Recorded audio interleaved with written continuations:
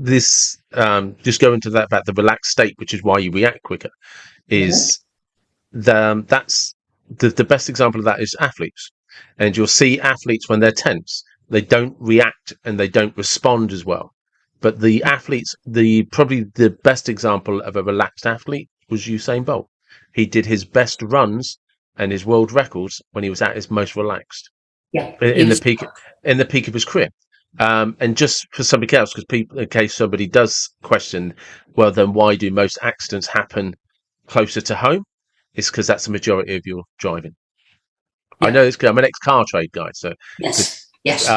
Although the autopilot, the hypnotic state, is your most relaxed, it's the reason that you have the most accidents closer to home is because 90% of your driving is done at, like, those journeys. So that's why that happens. It's not to do with the hypnotic state.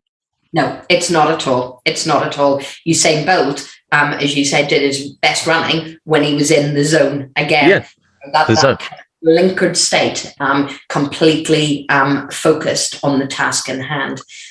We, with women giving birth, we actually call it Labourland. Oh, right. It's not a medical term. Well, because if you look at some on YouTube clips of Usain Bolt when he's getting ready for the starting blocks, all the other athletes are trying to like psych themselves out, and he's fist bumping the people, the attendees who are like looking after his bag and stuff, and he fist bump. There's a famous one where he swaps caps with one. And excellent.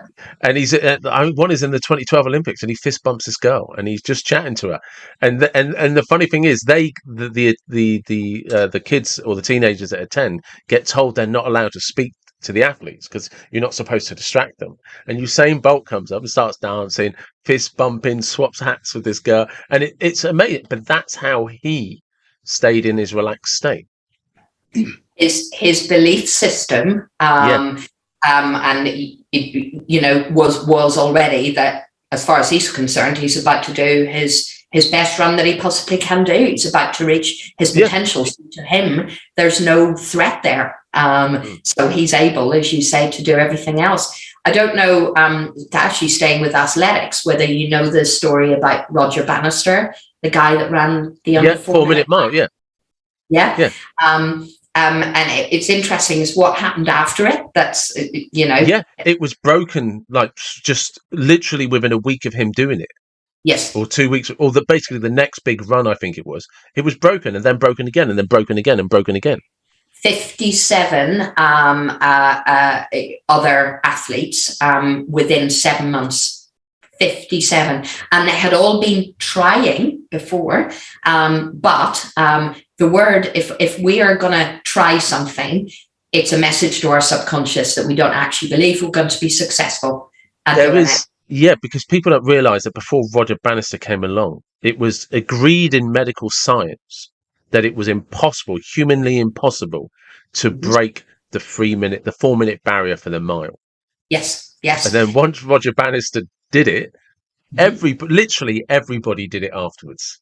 Exactly. And he, I'm sure you probably know this, but he was a medical student, and that's why he disagreed with medical science. And actually, he was able to go down that belief system of going, I don't believe this is impossible. I actually believe that I can do it. So I didn't know he was a medical student. Everything there, motivation, drive, everything to prove them wrong. I mean, who wouldn't want to?